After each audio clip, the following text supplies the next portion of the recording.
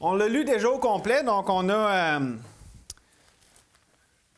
une bonne idée de c'est quoi. Des fois, ça nous rafraîchit, on connaît, mais ça nous rafraîchit la mémoire sur un passage qui, je suis sûr, vous est tous quand même familier. Là, on va juste lire 2 versets pour s'introduire. On va en lire plusieurs à travers le message, toujours dans Philippiens 1. Donc, on peut lire au verset 20 et 21, Philippiens 1, 20. « Selon ma ferme attente et mon espérance, je n'aurai honte de rien. Mais maintenant, comme toujours, Christ sera glorifié dans mon corps avec une pleine assurance, soit par ma vie, soit par ma mort. Car Christ est ma vie et mourir m'est un gain. » Seigneur, tous tes enfants ici peuvent dire en esprit et en vérité que Christ est leur vie. Mais est-ce qu'on le croit? Est-ce qu'on s'identifie à ça? Est-ce que c'est notre ferme assurance? Est-ce que nous vivons notre identité en Christ? Et c'est vraiment ce sur quoi on veut s'arrêter ce matin. Et c'est toi, notre enseignant, c'est toi qui convainc, c'est toi qui ouvre les yeux, c'est toi qui réconforte. Tout est de toi, par toi et pour toi, Seigneur. Donc, on s'en remet complètement entre tes mains, on dépend de toi. Et on met tout le poids de notre confiance, de notre dépendance sur toi, notre Dieu.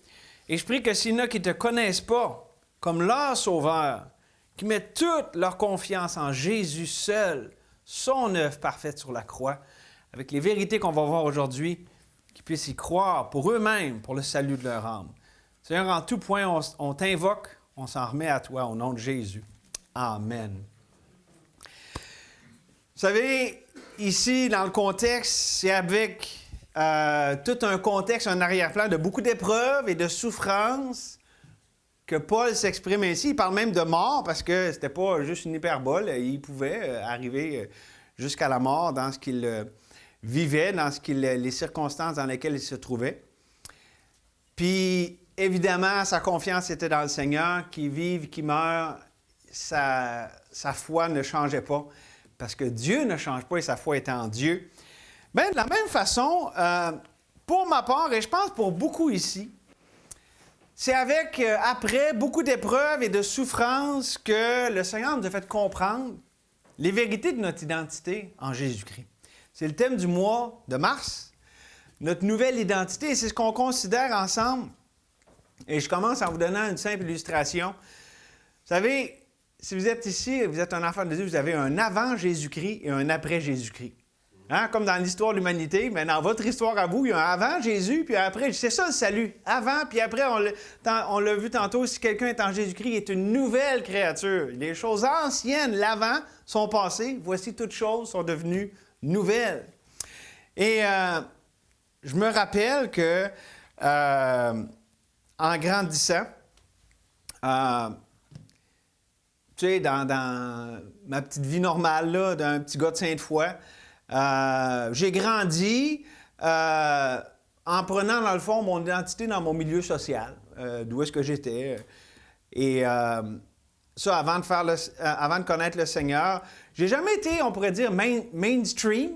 J'ai jamais été vraiment toute tendance. C'était plutôt marginal. Peut-être qu'ici, c'est comme ça que vous étiez au secondaire, là, un peu marginal. Mais même si j'étais marginal, je me conformais au modèle marginal. Comprenez-vous? Tu sais, je disais que je n'étais pas comme les autres, mais j'étais comme celui qui n'était pas comme les autres. C'était mon identité. Puis là, je suis devenu chrétien. Donc, après Jésus-Christ, quand je suis devenu chrétien, bien, tout le concept de mon identité, là, je ne le prenais plus dans le monde, mais je l'ai pris dans mon milieu chrétien. Donc, j'étais un chrétien comme on s'attend d'être un bon chrétien dans le milieu chrétien dans lequel je suis tombé. Ben oui, un peu quand même tombé. Mais ça faisait que être un bon chrétien, ça voulait dire ça, ça, ça. Ça, c'était mon identité. Je suis un bon chrétien parce que je fais ci ou je fais pas ça, OK? Donc, c'était Jésus, mais Jésus plus, pas Jésus seul. Et je dirais que c'est selon, comment ça dit, toutefois, de même que le serpent séduisait Ève par sa ruse, je crains que vos pensées ne se corrompent et ne se détournent de la simplicité à l'égard de Christ. C'est simple, notre identité, c'est ce que Dieu a fait de nous autres. Mais bon, j'ai tombé dans ce piège. Mais Dieu, dans sa grande bonté, dans sa grande fidélité, m'a libéré de l'emprise de l'esclavage, du mensonge de cette fausse identité. Une identité qui vient selon ce que je pouvais faire ou ne pas faire, et qu'on peut dire une identité qui était basée sur la crainte des hommes et non de Dieu. Donc, me placer sous les hommes au lieu de me placer sous Dieu, c'est la différence entre la crainte des hommes et la crainte de Dieu. Et Dieu, dans sa bonté, oui, m'a délivré à travers toutes ces choses-là et m'a amené à pouvoir commencer à vivre, c'est quoi? Vivre mon identité en Jésus. Et c'est quoi pour chacun ici, des enfants de Dieu qui m'écoutent? Vivre notre identité en Jésus, c'est le titre du message, c'est laisser Dieu nous définir selon ce que lui dit de nous autres. Ce que lui dit de ce qu'il a fait de nous autres, de ce qu'il a fait avec nous, pour nous, en Jésus-Christ, par la croix, par la résurrection. Et non pas ce que le regard inquisiteur ou accusateur, les paroles accusatrices des autres peuvent nous dire. Pas qu'on se fie des autres, qu'on se fout des autres, pardon, mais on ne se fie pas là-dessus pour nous définir. Et est-ce que vous vous rappelez le message que j'ai prêché sur la marche par l'Esprit illustré avec le ski de fond? Là-dedans, je disais que c'est comme tout le temps un peu un recommencement. La dépendance est toujours à renouveler. On n'arrive jamais au point d'autosuffisance. Bien, c'est vrai pour notre identité. Tu sais, c'est vrai pour notre marche avec Dieu, dépendre de lui, mais notre identité est toujours à réaffirmer, à se réapproprier, parce que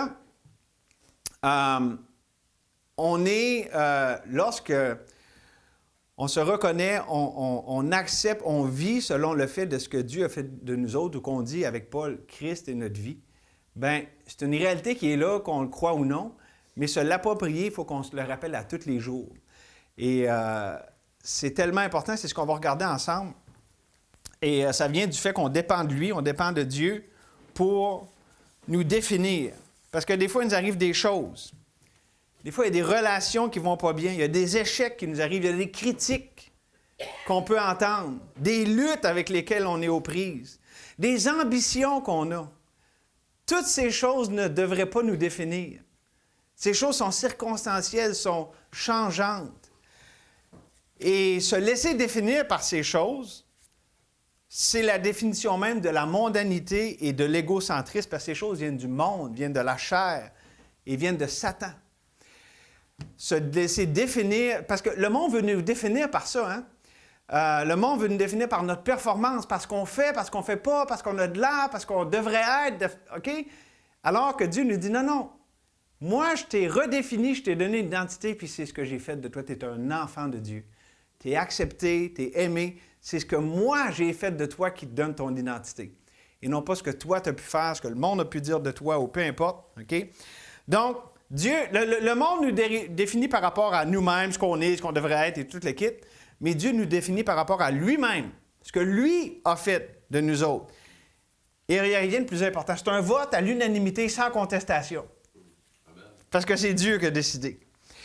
Et donc, c'est seulement en vivant comme ça notre identité en Jésus-Christ, selon ce que Dieu a fait de nous autres en nous sauvant, si vous êtes ici et vous êtes un enfant de Dieu, c'est seulement de cette manière-là que vraiment on peut s'épanouir, se réjouir, vivre une vie victorieuse. L'identité, c'est la clé pour la victoire. Parce que Dieu nous a donné une identité en Jésus-Christ afin que son identité soit proclamée par nous et à travers nous. Dieu a fait de nous ce qu'on est, là, afin qu'on fasse connaître qui, lui, il est. Donc, quand je vis des choses, là, c'est pas moi le centre d'attention, c'est pas moi le plus important, c'est Dieu. Parce que c'est lui qui veut se manifester. Il dit « Hey, tasse-toi du chemin, là. C'est pas toi que je veux mettre de l'avant, là. C'est moi. » C'est ça la question de l'identité. Donc là, si j'ai des luttes, j'ai de la misère, c'est pas comment ça va virer pour moi. Non, c'est qu'est-ce que Dieu est en train de faire, qu'est-ce que lui veut faire pour lui. Voyez-vous comment ça enlève complètement tout le focus? Ça change complètement la façon de voir les choses. Puis d'ailleurs, là-dessus, si vous avez de la misère à me croire, bien, je vais vous convaincre avec une couple de versets. C'est de lui, par lui et pour lui que sont toutes choses. Donc, c'est pas moi, OK? Il n'y a pas beaucoup de moi là, dans ce verset-là. À lui soit la gloire dans tous les siècles. Amen. Écoutez aussi 1 Corinthiens, Colossiens, au chapitre 1, ça dit « Car en lui, ont été créées toutes choses qui sont dans les cieux et sur la terre, les visibles et les invisibles, trône, dignité, domination, autorité. Tout a été créé par lui et pour lui.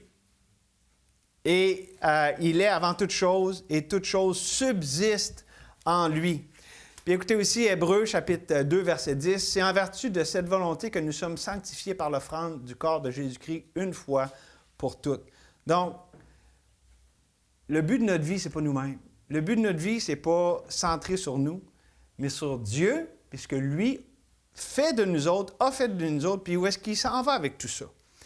Et comme je l'ai montré dans mon illustration de départ, on va voir que pour comprendre notre identité en Jésus-Christ, on peut le comprendre avec, OK, ce que Dieu a fait de nous, mais souvent on comprend par contraste. Donc, on va voir des contrastes, 4 comparaisons qui nous aident à comprendre notre identité en Jésus-Christ avec des choses qui ne sont pas notre identité. Donc, souvent, quand on voit ce que ça ne devrait pas être, ça nous aide à comprendre ce que ça devrait être. Donc, on va regarder la contrefaçon pour découvrir l'authentique. Donc, 4 comparaisons qui nous aident à comprendre notre identité en Jésus. D'abord, dans les versets 6 et 7, on voit que notre identité, elle est reçue et non pas acquise. Acquise, ça veut dire, tu as fait ça, donc tu es comme ça. Reçu, ça veut dire, je t'ai donné une identité. Regardez le verset 6. Je suis persuadé que celui qui a commencé en vous cette bonne œuvre la rendra parfaite au jour de Jésus-Christ. Il est juste que je pense ainsi de vous tous, parce que je vous porte dans mon cœur, soit dans mes liens, soit dans la défense et la confirmation de l'Évangile, vous qui participez à la même grâce que moi. Donc, ces versets nous montrent que notre identité, elle est reçue et elle n'est pas acquise. Pourquoi? Parce que c'est par grâce. Et la grâce, ce n'est pas acquis. La grâce est reçue. C'est non mérité. Et c'est Dieu qui a commencé cette œuvre de grâce, hein, celui qui a commencé en vous. Puis d'ailleurs, là-dessus, ça nous dit dans 1 Jean, pour nous, nous l'aimons, parce qu'on est donc bien fin et on est donc bien bon. Non, parce qu'il nous a aimé le premier. 1 Jean 4, 19. Puis c'est lui aussi qui continue cette œuvre. Hein? Si on vit encore dans cette chair, on vit dans la foi au Fils de Dieu qui nous a aimés et qui s'est livré lui-même pour moi. Puis c'est lui qui va achever aussi cette œuvre. Paul le dit dans 2 Timothée au chapitre 4, verset 18. « Le Seigneur me délivrera de toute œuvre mauvaise. Il me sauvera. » Sauvé dans le sens de délivrer, là. Il était déjà sauvé, là, Paul. Il me sauvera pour me faire entrer dans son royaume céleste. À lui soit la gloire au siècle des siècles. Amen. Donc, c'est Dieu qui, du début à la fin, nous a donné une identité, a fait de nous ce que nous sommes. Et c'est tout par grâce. Et même souffrir, c'est une grâce. C'est sorti dans le temps de prière. Ça dit au verset 29. Et cela vient de Dieu, car il vous a été fait la grâce par rapport à Christ, non seulement de croire en lui, OK, c'est ce qu'on vient de parler, là, notre salut, mais en plus, dans la vie chrétienne, c'est une grâce de souffrir pour lui. Pensez-y, c'est quoi les plus beaux moments de votre vie chrétienne? Souvent, on peut dire, ben oui, quand ça allait tellement bas, les premiers mois, premières années de mon mariage, quand on a eu les enfants au début, tu sais, tout nouveau, tout beau, là, des choses nouvelles. Oui, OK, on peut dire, c'est pas pire.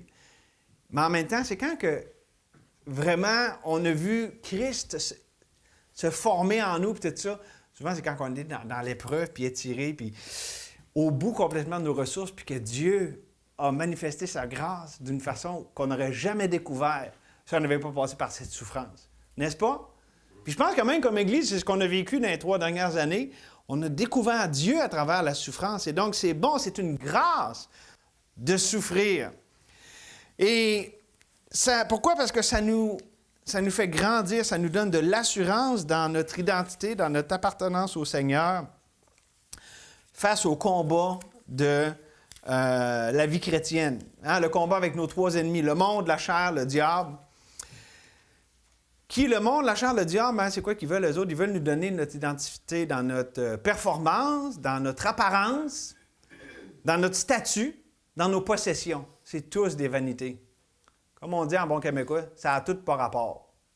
Ça n'a pas rapport. Pourquoi? Parce que l'amour de Dieu, l'amour qu'il a pour nous, est basé sur aucune de ces choses. Dieu ne nous aime pas parce qu'on est beau, parce qu'on est fin, parce qu'on est intelligent. En fait, Dieu nous aime en dépit de nous-mêmes. Puis en fait, on l'a vu, c'est quand? C'était la semaine passée qu'on voyait que Dieu a choisi les choses viles, les choses faibles.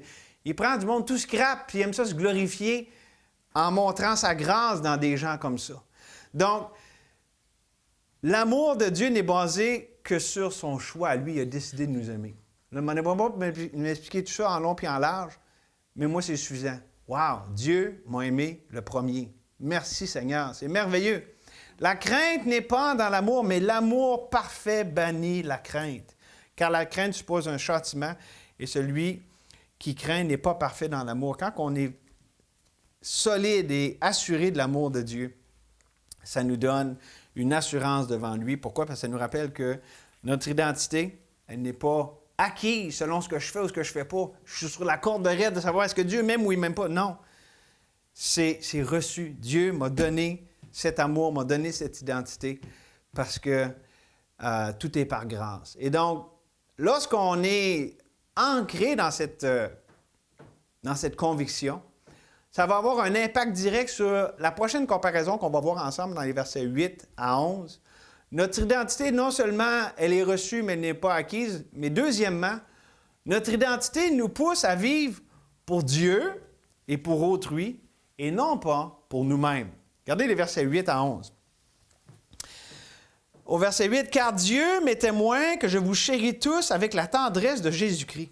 Et ce que je demande dans mes prières, c'est que votre amour augmente de plus en plus en connaissance et en pleine intelligence pour le discernement des choses les meilleures, afin que vous soyez purs et irréprochables pour le jour de Christ, remplis du fruit de justice qui est par Jésus-Christ à la gloire et à la louange de Dieu. » On voit, puis c'est pas juste avec ça, on voit aussi dans le reste du passage comment Paul, au lieu de s'apitoyer, au lieu d'être centré sur lui-même, lui qui avait de la misère, qui souffrait à cause de Christ, il était en prison quand il écrivait ceci, on le voit comment il est tourné vers Dieu et vers les autres, vers son œuvre, l'œuvre de Dieu dans les autres.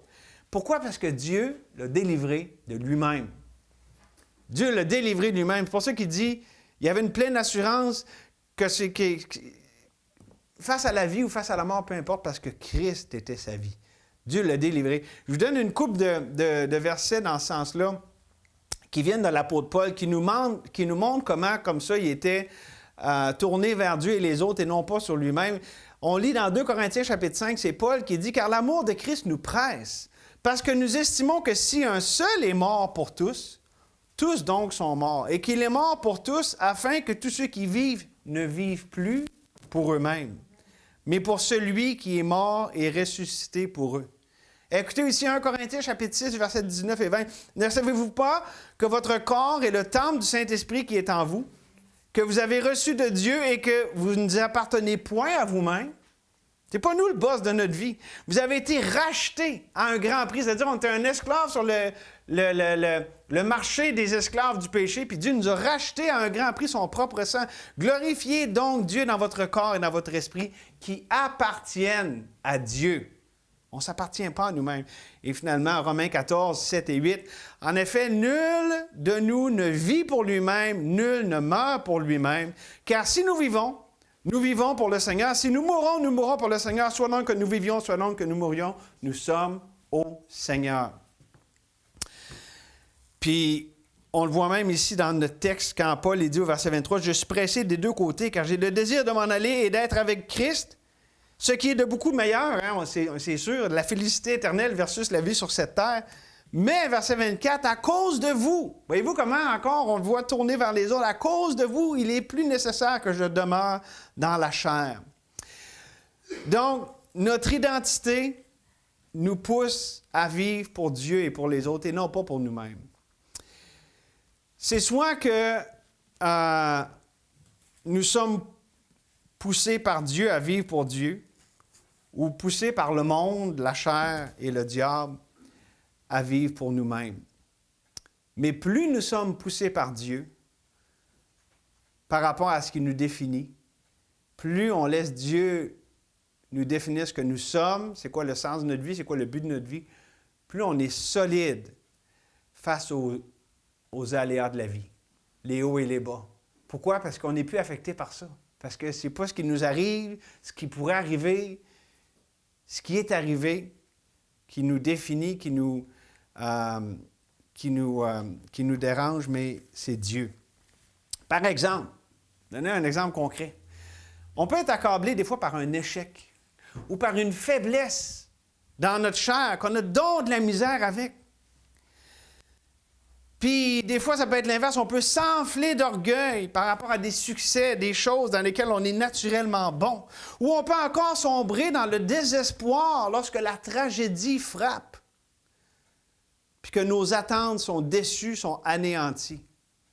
Tout ça, c'est des façons de penser qui sont centrées sur nous autres. Mais lorsque Dieu est celui qui nous donne notre identité,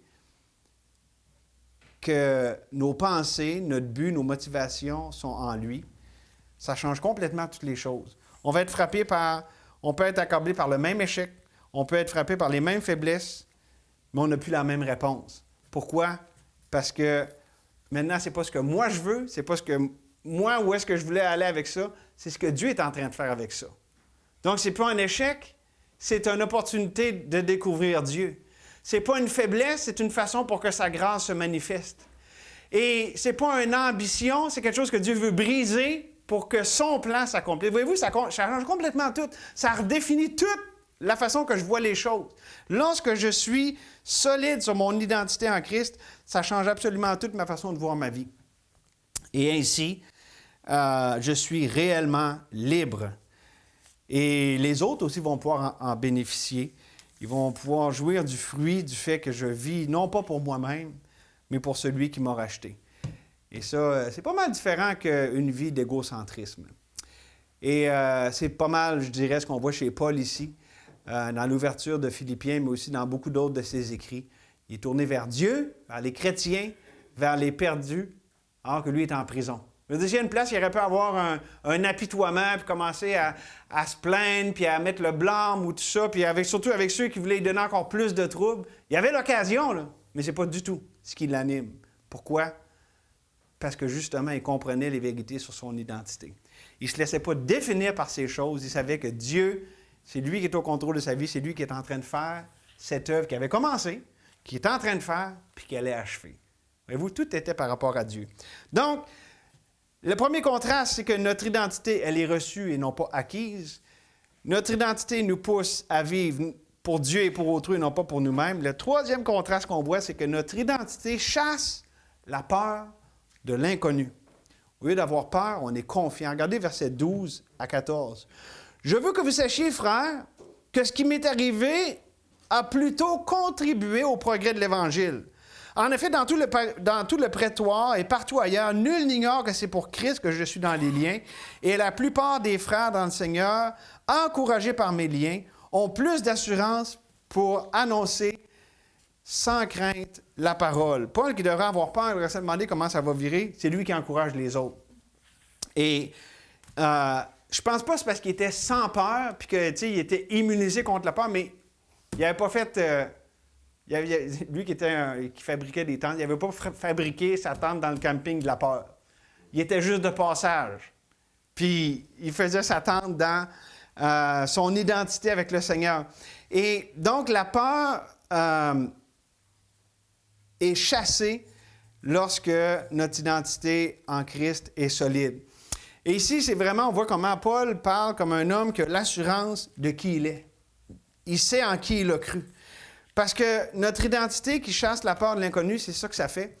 L'Évangile, plus elle occupe de la place dans notre cœur, plus les circonstances, les personnes, les peurs, puis tout ça, vont s'en aller.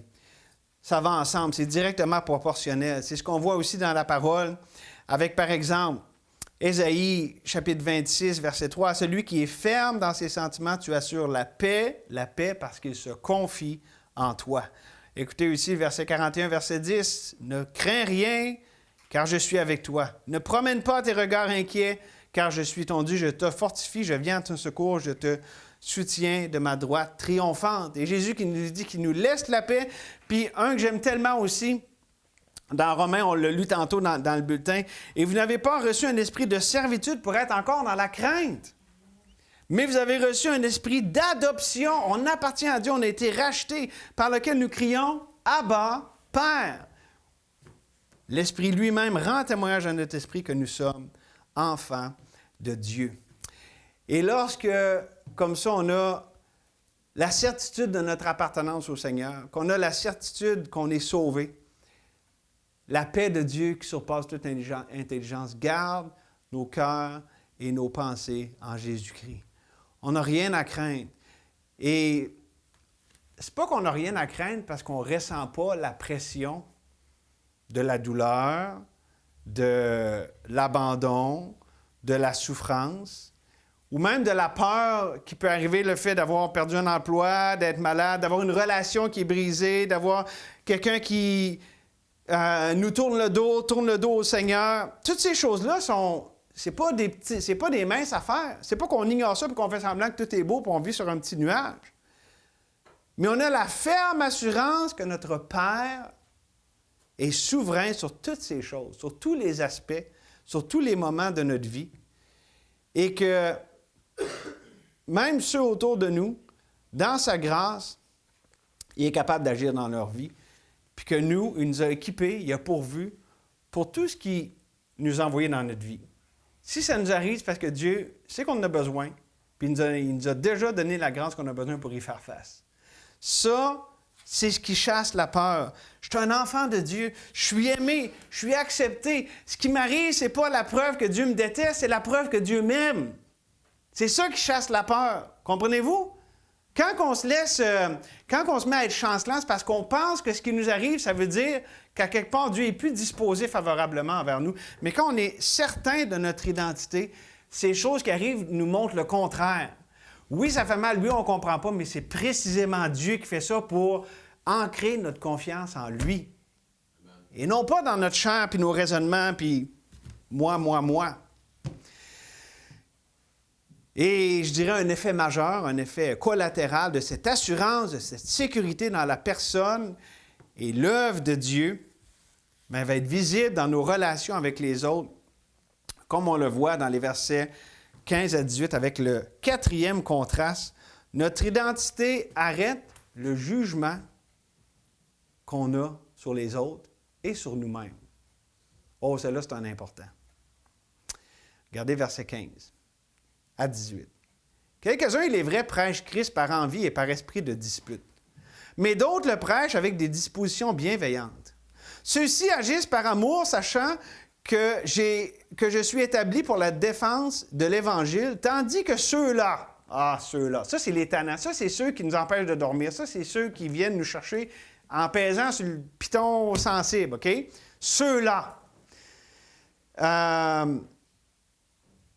Tandis que ceux-là, animés, verset 17, d'un esprit de dispute, comme dans Jacques, annoncent Christ dans des intentions qui ne sont pas pures, avec la pensée de me susciter des afflictions dans mes liens. Ils sont vraiment pas fins, là. Il y a déjà de la misère, Paul, puis il veut rajouter à sa misère. Mais regardez ce qu'il dit. Qu'importe. Wow! De toute manière, que ce soit pour l'apparence, que ce soit sincèrement, Christ n'est pas moi annoncé. Je m'en réjouis et je m'en réjouirai encore. Wow! Remarquez l'attitude de Paul ici par rapport à ceux qui n'ont pas une bonne attitude. OK, c'est clair, là? On s'entend, ce n'est pas des gens très recommandables. Mais l'attitude de Paul, elle est christique. Elle est désintéressée. Il ne pense pas à ce que lui, ça peut y faire, il pense à ce que Dieu est en train de faire. Sa confiance n'est pas dans ce qui lui arrive, dans ce que ça lui fait, mais dans ce que Dieu est en train de faire, sa personne et son œuvre. Et pour nous, pour notre part, nos jugements, la dureté qu'on peut avoir envers les autres, et souvent aussi envers nous-mêmes, disons-le. Souvent, notre plus dur critique, c'est nous-mêmes. La dureté qu'on peut avoir envers les autres ou envers nous-mêmes, c'est dû à notre insécurité par rapport à la personne et à l'œuvre de Dieu. C'est pour ça que c'est tellement important, notre identité. Quand on juge et qu'on commence à perdre les pédales dans ce domaine-là, c'est parce qu'on n'est pas sécure dans l'amour de Dieu. Moi, une des grandes révélations de ça, je l'ai vécu. Tu sais, on dit, Dieu nous a fait la grâce de souffrir pour lui. Je dirais 2022, il y a eu vraiment toutes sortes, ça a brassé toutes sortes de façons. Souvent, je le prends comme illustration. Il y a eu des très belles choses extraordinaires, mais en même temps, ceux qui étaient là, vous savez que ça n'a pas toujours été du camping, mettons, là. Des fois, c'était du camping à la pluie battante, puis il y a un trou dans la tente. Hein? Camping sauvage, oui, c'est ça. Des fois, c'était plus du camping sauvage que dans ta roulotte toute confortable. Bien, à un moment donné, dans une de ces situations-là, j'ai eu à répondre à quelqu'un par rapport à un problème réel qui était dans l'Église, mais la personne avait une attitude condescendante et de condamnation.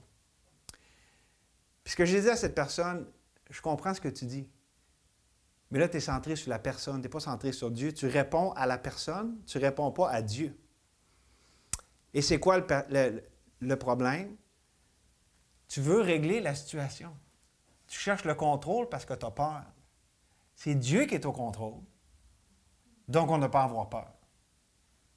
Puis là, c'est là que c'est vrai. Là. On dit, on a la foi, puis on chante, là, par la foi, nous marcherons. Là.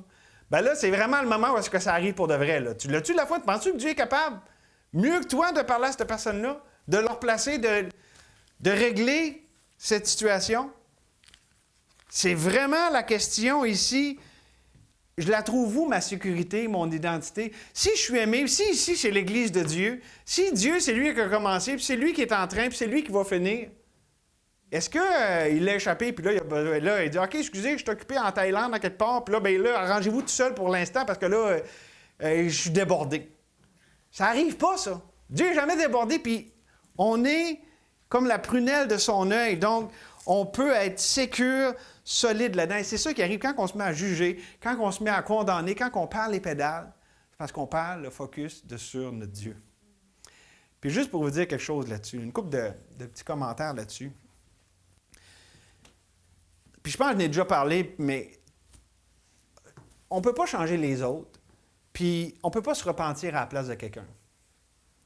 Mais quand il arrive des affaires de même, il faut qu'on dise « OK, Seigneur, qu'est-ce que tu me montres à moi là-dedans? » Parce que souvent, c'est quoi le piège dans lequel on tombe? Bien, si la personne pouvait se repentir puis finalement régler la situation, tout irait bien. Oui, mais ça, c'est pas dans ton contrôle.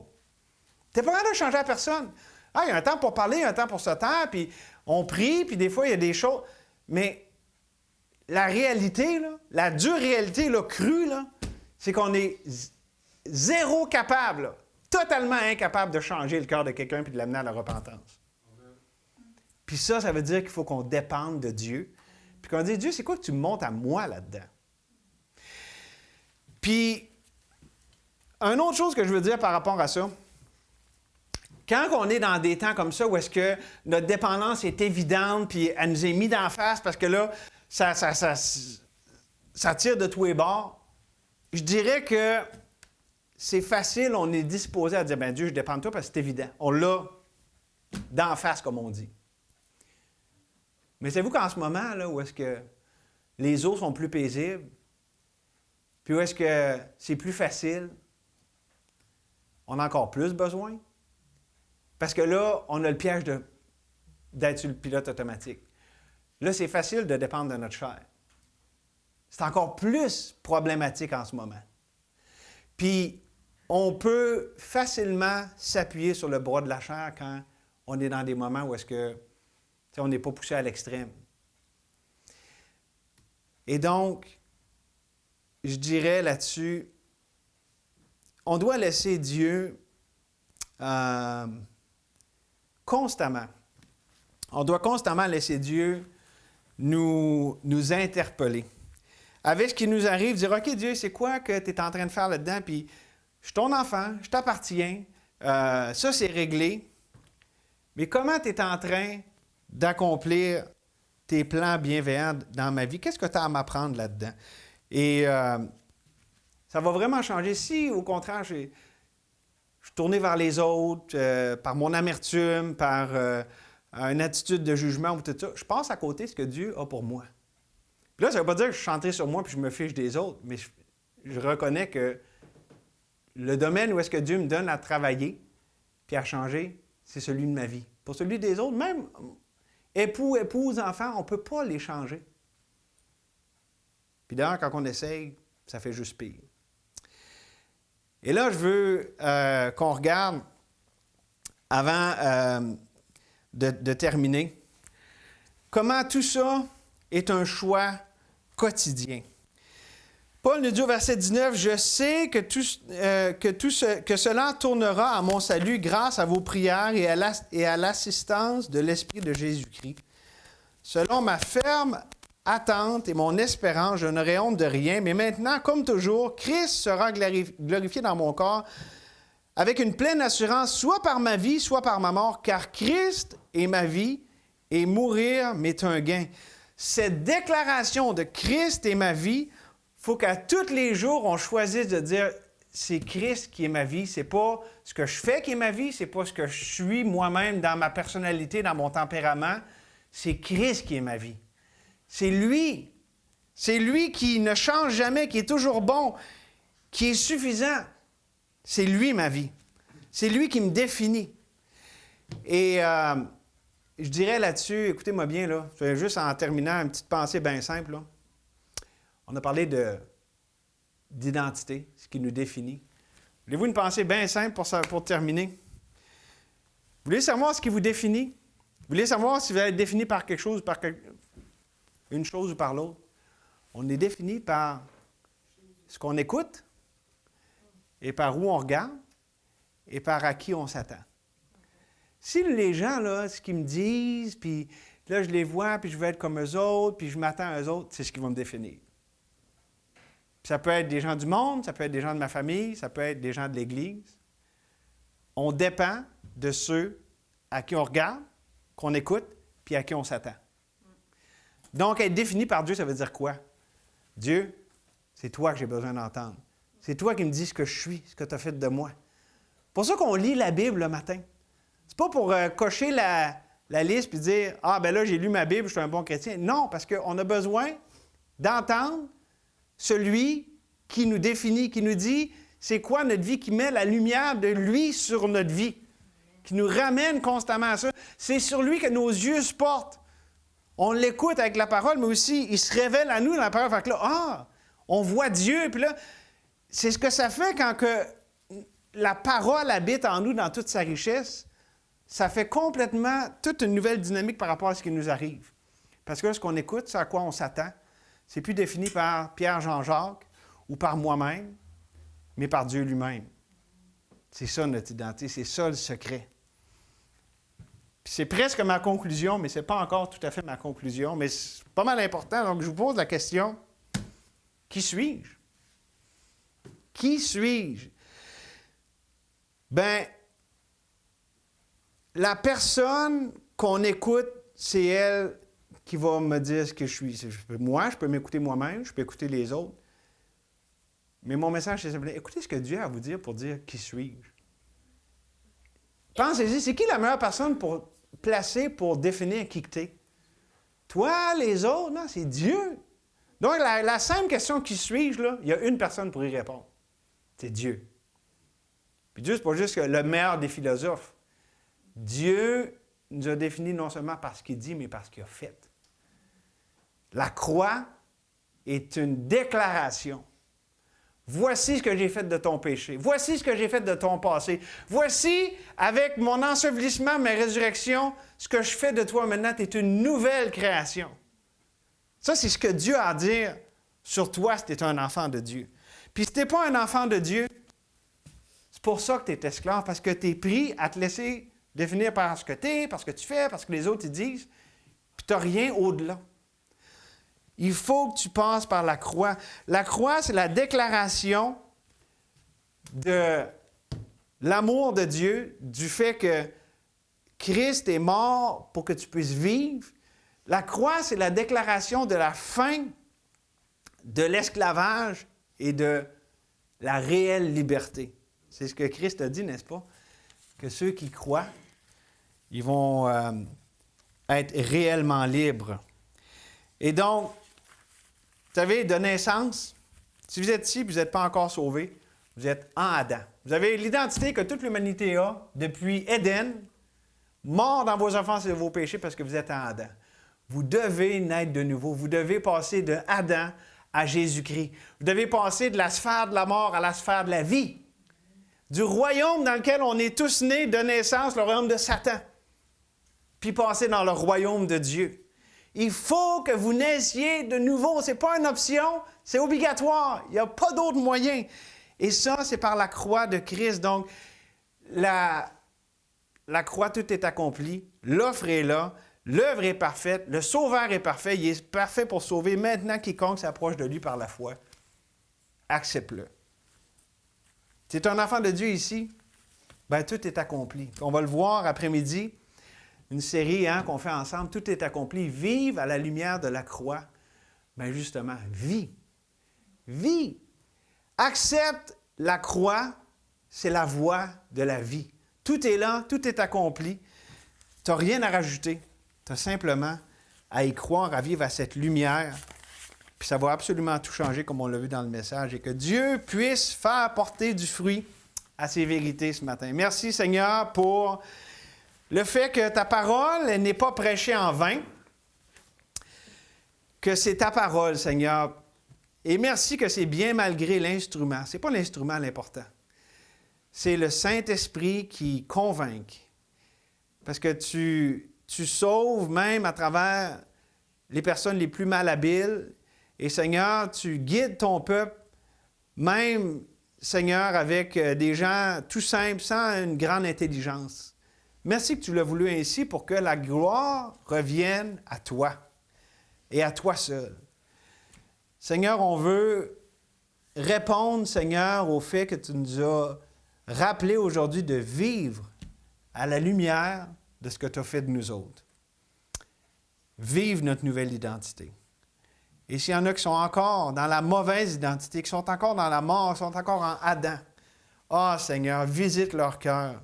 Convainc-les de péché, de justice et de jugement et qui te reçoivent comme leur sauveur, qui mettent leur foi dans l'œuvre et la personne de Christ. On te prie au nom de Jésus. Amen.